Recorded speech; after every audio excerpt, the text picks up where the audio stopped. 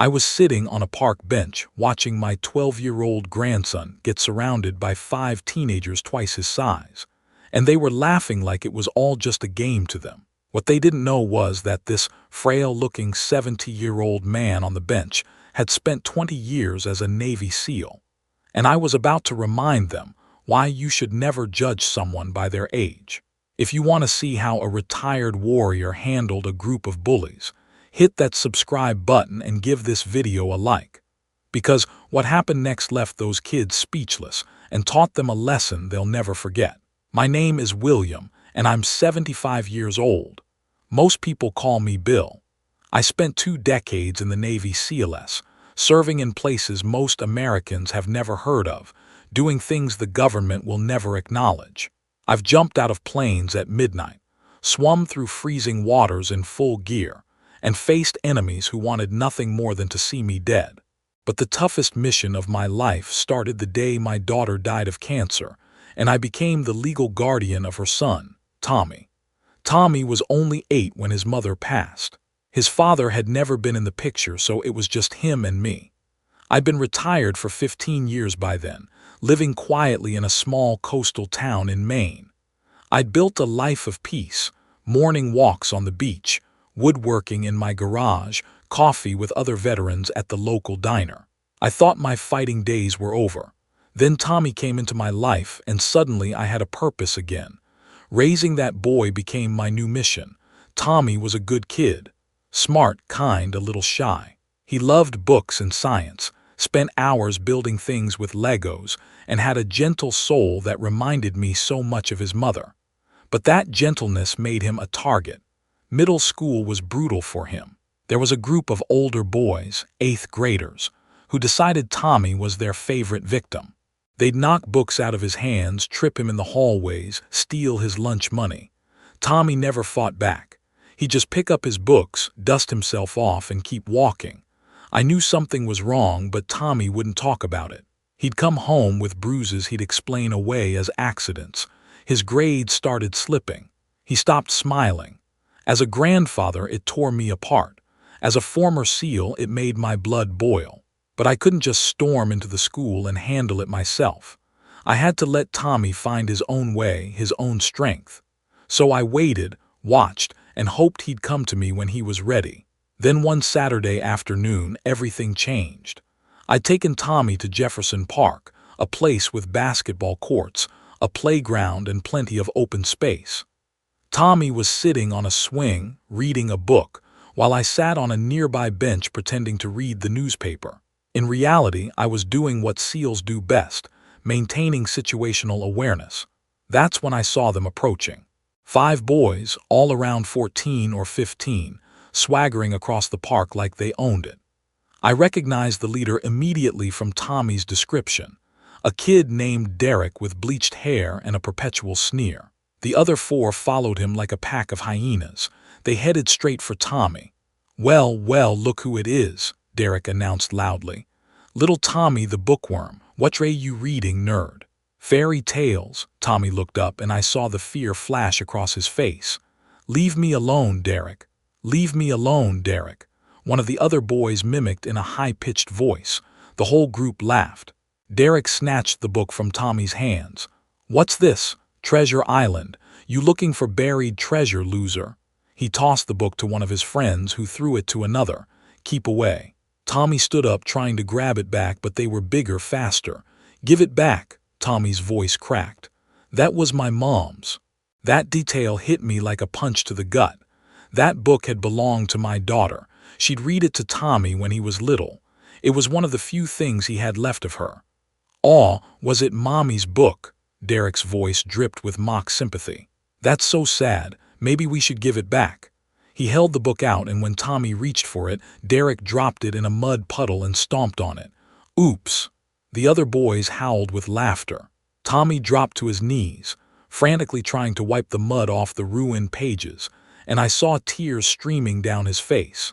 That's when Derek shoved him hard, and Tommy fell backward into the mud.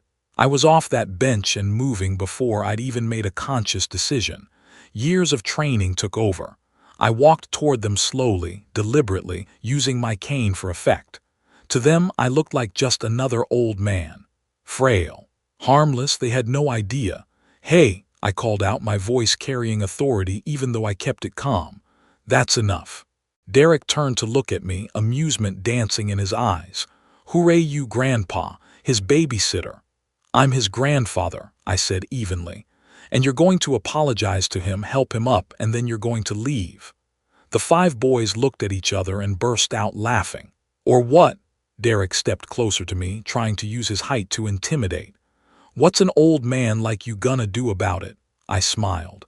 Not a friendly smile. The kind of smile that used to make enemy combatants very nervous. "Son, I'm going to give you one more chance to do the right thing. After that, you're not going to like what happens next." "Oh, I'm so scared," Derek said mockingly. He reached out and poked me in the chest with his finger. "What are you gonna do? Hit me with your—" I moved faster than he could process. I grabbed his extended finger, twisted it back at an angle that caused immediate pain but no damage, and used the leverage to force him down to one knee. The whole thing took less than a second. His cocky expression transformed into shock and genuine fear. "Here's what's going to happen," I said quietly, my voice cold and controlled. "You're going to apologize to my grandson. Then you and your friends are going to pick up that book very carefully and you're going to pay to have it professionally restored. Then you're never going to bother Tommy again. Do you understand me?"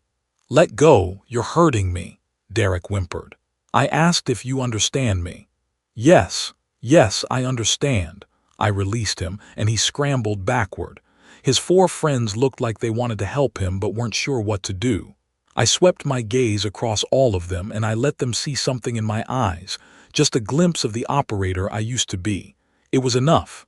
I'm sorry, Tommy," Derek stammered, rubbing his finger. "I shouldn't have done that." "The book," I reminded him. One of the other boys carefully picked up the muddy book and handed it to Tommy. "We'll pay for it," he muttered. "We'll figure it out." "You do that," I said. "Now leave. And if I hear about any of you bothering my grandson again, we're going to have a very different conversation. One you won't enjoy." They practically ran out of that park. I watched them go, making sure they were really gone before I turned to Tommy. He was still sitting in the mud, staring at me with wide eyes. "Grandpa, what did you just do?" I helped him to his feet and brushed some of the mud off his jacket. "Something I should have done sooner. Come on, let's go home and clean up that book. I know a guy who restores old books. We'll get it fixed." On the walk home, Tommy was quiet for a long time. Finally, he said, "You didn't really hurt him, did you?" "No, just scared him a little. Sometimes that's all it takes." "Where did you learn to do that?" I'd never told Tommy much about my time in the SEALs. I'd kept that part of my life separate, locked away. But maybe it was time he knew.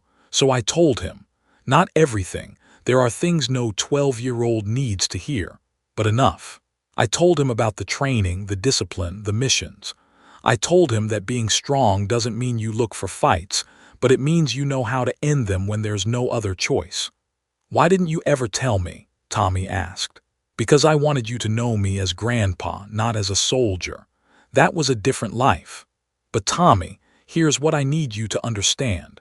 Those boys will probably leave you alone now, but that's because they're afraid. Real strength isn't about making people fear you. It's about standing up for what's right, protecting people who need it, and knowing when to fight and when to walk away." Tommy nodded slowly. "Will you teach me? Not to fight, but to be strong like you."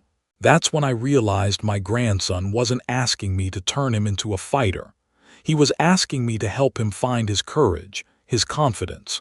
And that was something I could do. Over the next few months, I taught Tommy some basic self-defense.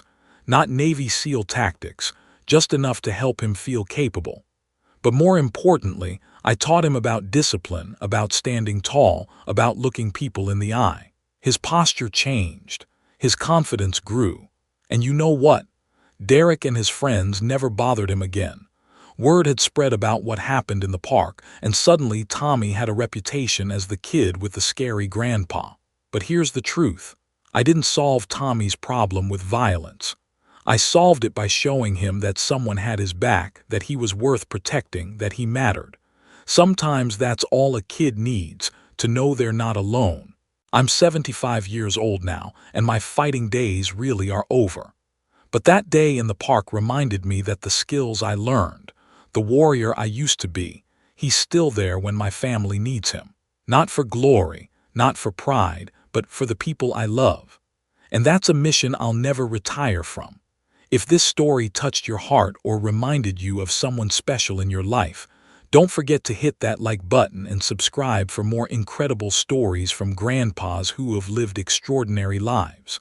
Share this video with someone who needs to hear it, and drop a comment below telling me about your own grandfather's unforgettable moment. Thanks for watching, and I'll see you in the next story.